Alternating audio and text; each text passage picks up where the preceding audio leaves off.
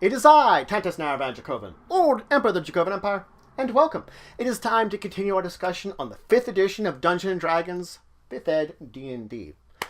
We've been going on about information you need to be a great Dungeon Master, going over information in the Dungeon Master's Guide. We started with NPCs.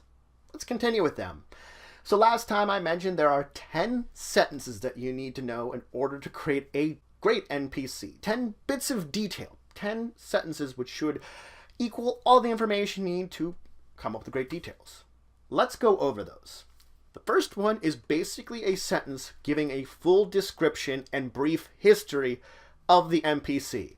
This is things like basically race, occupation, possibly a little bit of history, things like that that help detail the basics of this NPC to start out with. After that, you're probably going to want something that gives some distinctive appearances and features that are physically on your character. That's your second one you're going to be kind of detailing out. Important little things that might stand out on how they look. After that, using some chart information in the book, you have the option of making higher or lower than average ability scores. These are something you do not necessarily need to do, but effectively, if you make someone that already has a high strength have even higher strength, and at the same point in time has low intelligence, even lower than it normally would for a base character, then of course you're adding a little bit to this character's, well, character. They're more interesting than that. They're really dumb, but maybe really strong, and you were building them up to be that way anyway? Well, guess what? They're even dumber, even stronger, they stand out even more. Also, talents. It's important that your NPC would have some form of talent. Most people have something they're good at, and the book lists a number of talents you can of course choose from, but you come up with one on your own, effectively something that your NPC is good at doing. In the same respect, a mannerism your NPC might have, some kind of personal tick that they do that maybe they don't notice they do, but having them do it adds to that character that they're having, that you're building for the NPC. And of course there's once again a chart providing suggestions in the book. You're going to want something to describe how your NPC is going to interact with others. This is not just the characters though. This is other NPCs. The book has a chart with a couple of basic ways your NPC might act, but the fact is you get to choose how your NPC will react in a number of circumstances based around other type of characters. This might be different from it might not just be the characters. They might be good. Maybe this person's kind of usually evil, doesn't like good people. You can see how they react. While if the characters are evil, they might react a completely different way. These interactions are important because they help define how your character is going to actually behave, how your NPC is going to behave. Now you should have that your NPC you're building here has a knowledge that might help out your PCs. Now the exact level of help it's going to give your PCs, up to you completely. But each one of them have something that they should be able to provide, and having this knowledge is going to make them more interesting. Getting it out of the NPC, it's another thing entirely. They might be cooperative, they might not be, but this is going to help govern some of the interactions with these characters, that if you're going to have a memorable NPC thrown right in front of your players, might as well have them know something. Now you should have some kind of ideal that your NPC has. The book has a chart of possible ideals, things that the character believes in, something that they hold on to, and it's a core of the kind of belief system. This actual bit of information, again, there's a chart in the book you can use for examples or basically to build your own. But this is the first of the bits of information that if a PC or someone should learn it, they can use it to influence this NPC. This is an important one because when you know the ideals of someone, you know what they're looking for. Now the second bit of information is bonds. Some kind of important person, place, or thing to your NPC. Once again, there's a chart in the book that provides some suggestions that you can either use or come up with your own. And this is the second one, that if you know it as a PC, if you know what their bond is, you could actually use it against them. Or another villainous NPC could use this bond against a friendly PC. So you can see the importances of a bond. Finally, you should have a flaw or a secret. Something terrible about this character or something that they have hidden deep within them that they haven't revealed to anybody. there's once again a chart in the book. And this is also the last one. Not only the last sentence, but the last one that could be used against them. Because again, if your dark secret is found out or you have a certain flaw, it could be exploited.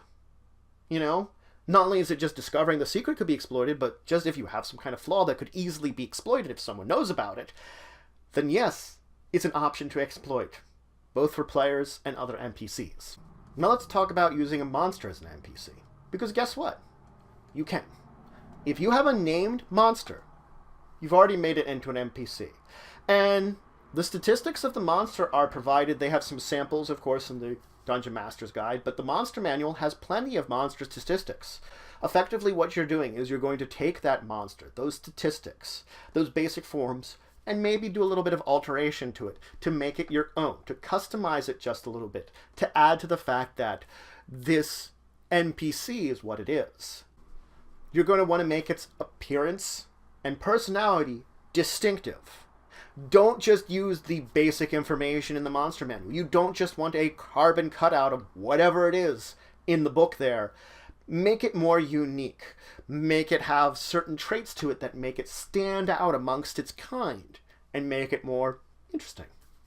Now, there are 3 possibilities of ways you can make statistics for your NPCs. 3 basic of ways you can build them. The first off is the simplest. Don't stat everything. That's as simple as that. You look at what information you need for this NPC when it's going to interact with your players. That's all you stat out. Maybe it only needs a couple of skills. Maybe it only needs the ability scores associated with those skills. And that's it. You don't need anything else about it. You only put down on paper what it might actually roll. It's as simple as that.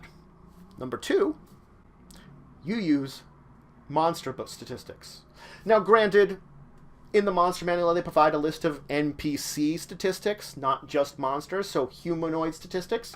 You take one of these sets of statistics, and you pretty much use that flat. Now, there might be some changes you might make to it to make it your own version of this NPC. Again, like I was saying with the monsters as NPCs.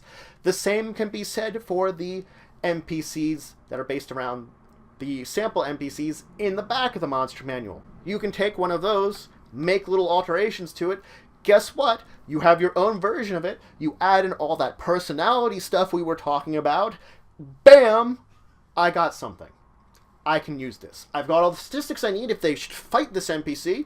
Hey, look, I just made a villain. Simple as that. The third way is the most complex way. You make a character. What do I mean by this? I give it class levels. Simple as that. That's it. I give it class levels. I take a player's character sheet. I write it out, but I'm not making a character. I'm making an NPC. Now, when I'm doing this, there does open up 2 extra character options, the Death Domain for Clerics and the Oathbreaker for Paladins, which are more villainous, but there are options for you when you're making your NPCs based on a character class. Now, whatever equipment you're going to give your NPC, regardless of how you're building it, should only reflect how much it needs to interact with your players. That's it. If you're fighting your players, you need the appropriate weapons, armor, and even possible magic items that would be appropriate for it to fight your players. Nothing more, nothing less. It doesn't need any of the extra stuff. Anything else that you might add in might be for flavor. I mean, if you want to build it up that maybe it has a collection of little knickknacks or trinkets, granted, hey, look, that's probably part of its bond that has a cool item it likes a lot. You built that in already anyway. So you can see how just putting down the equipment that is absolutely needed is really the way to go with this. Now for challenge, this is a little harder to determine the challenge for your NPC. When I talk about building and manipulating your own monsters, is the same rules as using there, which I will be talking about in the future, as figuring out the challenge of your NPCs. So we'll talk about that in weeks to come. So that's it for today. I talked more about NPCs. I went over the 10 sentences that, well, they're pretty long sentences, but if you come up with these 10 long sentences, you've come up with most of an NPC. Most of the things you need to know to describe it. You've basically built it from the ground up and come up with something. I then, of course, talked about NPCs as monsters. You can very well do that. It's easy to. Just make it your own version of that monster. Own personality, own appearance. And then I talked about the ways you can build a character. Build an NPC character. There's 3 methods. I talked about each of them. In the next episode, I'm going to talk about NPCs as party members. Basically, NPCs that are working together with your players to cooperate. And then talk about contacts. A type of NPC that you can go to for information, possibly some help, that's normally not directly associated with you.